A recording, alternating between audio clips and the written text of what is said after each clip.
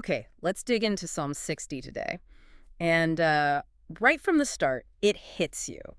There's this really intense feeling, almost like a cry of, well, rejection. Oh, absolutely. It opens saying things like, "You have rejected us, O God, and burst forth upon us. You have been angry." No holding back there. Yeah, it's incredibly raw, feeling abandoned by God. And the descriptions it uses for the hardship are so vivid. It talks about the land itself shaking. You have shaken the land and torn it open. Like the very ground isn't stable. Wow, torn it open. That's powerful. And it links that feeling of instability directly to the people's experience, doesn't it? Exactly. You have shown your people desperate times. You have given us wine that makes them stagger. That staggering wine image. It's Right. like being completely disoriented, thrown off balance. Overwhelmed. So you've got this profound sense of being cast off, the world feels broken, and people are just reeling. A real moment of crisis, deep complaint. But then, and this is fascinating, there's a kind of shift. You see that Selah marker. Yeah, the pause. What happens after that? Well, it moves towards this declaration, or maybe a promise. It mentions a banner. Oh, right. But for those who fear you, you have raised a banner. A banner. Like a sign, a rallying point, maybe? Seems like it. A sign of protection, perhaps, or divine presence for the faithful, even in the midst of all this distress. It's like a little crack of light. A glimpse of hope. And that leads straight into a plea, doesn't it? It does, an urgent one.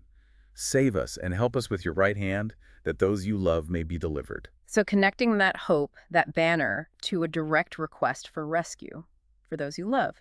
Still very much about needing God's action. But then the whole perspective flips. Suddenly it's not the human voice pleading, it's God speaking, from the sanctuary, no less. A divine response, what does it say? It's this powerful declaration of triumphant ownership. Yeah. God says things like, "In triumph I will parcel out Shechem and measure off the valley of Sukkoth. Gilead is mine and Manasseh is mine." Like drawing lines on a map. Claiming territory. Exactly, and it gets even more symbolic. "Ephraim is my helmet, Judah my scepter." These are symbols of strength and rule. Key places, treated with dignity. But then the tone shifts for the enemies. Drastically. Listen to this. Huh? "Moab is my wash basin. Upon Edom I toss my sandal.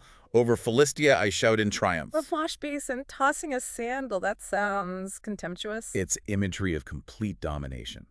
Treating powerful nations like household items you don't even think about. Yeah. Utter subjugation. A really strong statement of power over these very enemies. Okay, this is where it gets a bit confusing for me. Because right after God makes this incredibly strong declaration of victory, specifically mentioning triumph over Edom, the human voice comes back in asking, who will bring me to the fortified city? Who will lead me to Edom? Yeah, it's jarring, isn't it? Why ask how to get to Edom if God just basically said, I own Edom? It feels like a disconnect, between the divine promise declared and the realities still being faced on the ground.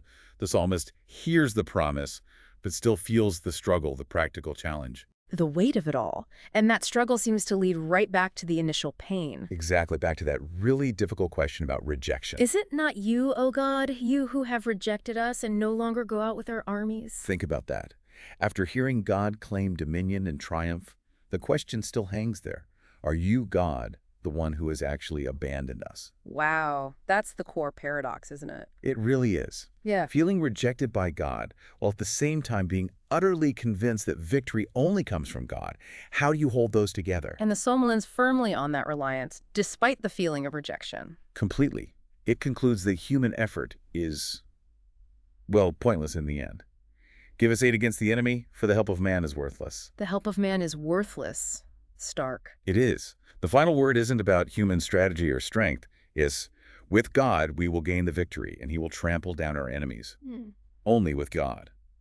So this journey through Psalm 60, it takes you from this pit of feeling rejected and distressed through this powerful divine promise. Right. And then back into the human struggle, the questioning, Yeah, the and paradigm. finally landing on this total, almost desperate reliance on the very God they felt had rejected them. That's the heart of it. How do you reconcile feeling utterly abandoned by the divine in your hardest times with this deep-seated belief that your only hope, your only victory comes from that exact same source? It really leaves you thinking, what does that kind of trust look like? Holding on to hope and divine help, even when you feel forsaken, just like this ancient voice does. Something to really ponder.